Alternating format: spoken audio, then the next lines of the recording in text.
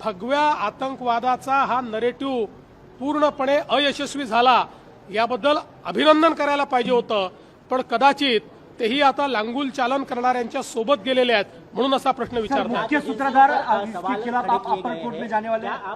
अपर court में देखिए, अभी तो इसको डिटेल में हम लोग देखेंगे, इसके अंदर क्या दिया गया है, क्या कहा गया है, इसको देखने के बाद ही कोई फैसला होगा।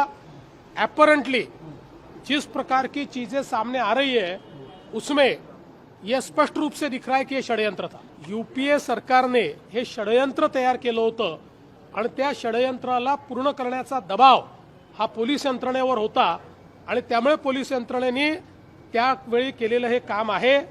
त्यामुळे पोलीस यंत्रणा दबावाखाली काम करत होती।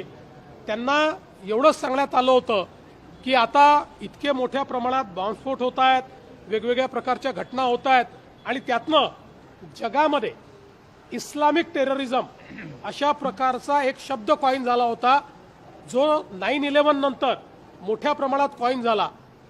त्याचं उत्तर म्हणून एक भगवा टेररिझम हा आणायचा आणि त्यातनं लांगुल चालन करायचं, अशा प्रकारचा यूपीए सरकारचा प्रयत्न होता।